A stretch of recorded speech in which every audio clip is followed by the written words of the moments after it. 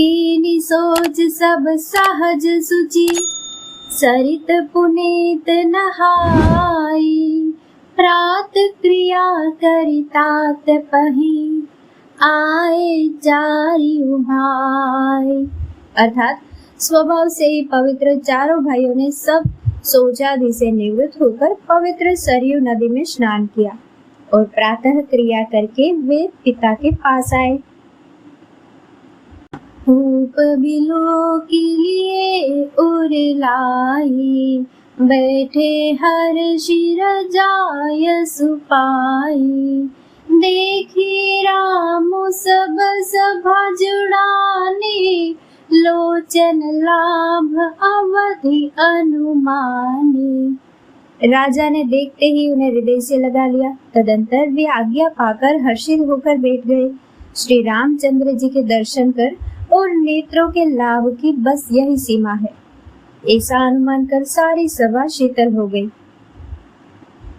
मुनि वशिष्ठ मुनि कौशिक आए, सुभग आसन निमुनि बैठाए। सूतन समेत पूजी पद लागे, निरखी राम दो दूर अनुरागे। फिर मुनि वशिष्ठ जी और विश्वामित्र जी आए। राजा ने उनको सुंदर आसनों पर बिठाया और पुत्रों समेत उनकी पूजा करके उनके चरणों लगे। दोनों गुरु श्री राम जी को देखकर प्रेम में मुग्ध हो गए। कहि वशिष्ठ धर्म इतिहासा, सुनहि महीष सहित निवासा। मुनि मन अगम गाधि सुत करनी, मुदित वशिष्ठ विपुल विधि बरनी। वशिष्ठ जी धर्म के इतिहास कह रहे हैं और राजा रनिवास सहित सुन रहे हैं, जो मुनियों के मन को भी अगम्य है। ऐसे विश्वामित्र जी की करनी को वशिष्ठ जी ने आनंदित होकर बहुत प्रकार से वर्णन किया। बोले वामदेव सब साची, कीर्ति कलित लोकति हुमाची। सुनि आनंद भयउ सब काहू, राम लखन उर अधिक उछाहू। वामदेव जी बोले, ये सब बातें सत्य है। विश्वामित्र जी की सुंदर कीर्ति तीनों लोकों में छाई हुई है। यह सुनकर सब किसी को आनंद हुआ। श्री राम लक्ष्मण जी के हृदय में अधिक उत्साह हुआ। मंगल मोद उत्साहनित, जाहि दिवस एहि बाती। उमगी अवध आनंद भरी, अधिक अधिक अधिकाति।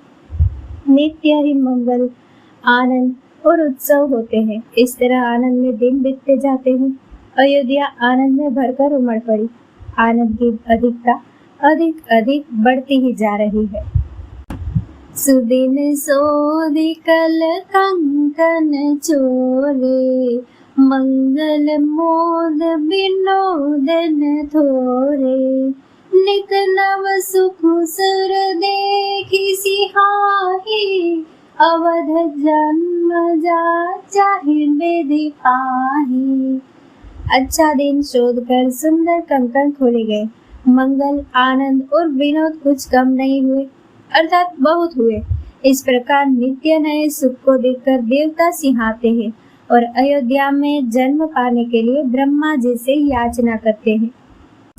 विश्वामित्र चलन नित चहहि, राम सप्रेम विनय बस रहहि। दिन दिन सय गुण भूपति भाऊ, देखि सराह महामुनि राऊ। विश्वामित्र जी नित्य ही चलना चाहते हैं, पर रामचंद्र जी के स्नेह और विनयवश रह जाते हैं। दिनों दिन राजा का 100 गुना भाव देखकर महामुनि राज विश्वामित्र जी उनकी सराहना करते हैं।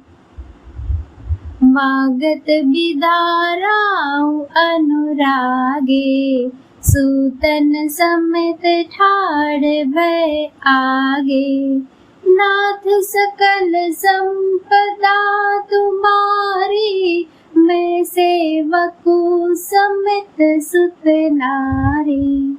अंत में जब विश्वामित्र जी ने विदा मांगी तब राजा प्रेम मग्न हो गए और पुत्रों सहित आगे खड़े हो गए। वे बोले, हे नाथ, यह सारी संपदा आपकी है, मैं तो स्त्री पुत्रों सहित आपका सेवक हूँ। करब सदा लरिकन पर छोहू, दर्शन देत रहब मुनि मोहू। अस कहि राउ सहित सुत रानी, परेउ चरण मुख आवन बानी। हे मुनि, लड़कों पर सदा स्नेह करते रहिएगा और मुझे भी दर्शन देते रहिएगा। ऐसा कहकर पुत्रों और रानियों सहित राजा दशरथ जी विश्वामित्र जी के चरणों पर गिर पड़े। उनके मुंह से बात नहीं निकलती। दीनी असीस भी प्रभु भाती, चले न प्रीति रीति कहीं जाती। राम सप्रेम संग सब भाई, आयस पाई फिरे पहुँचाई। ब्राह्मण विश्वामित्र जी ने बहुत प्रकार से आशीर्वाद दिए और वे चल पड़े। प्रीति की रीति कहीं नहीं जाती। सब भाइयों को साथ लेकर श्री राम जी प्रेम के साथ उन्हें पहुंचाकर और आज्ञा पाकर लौटे।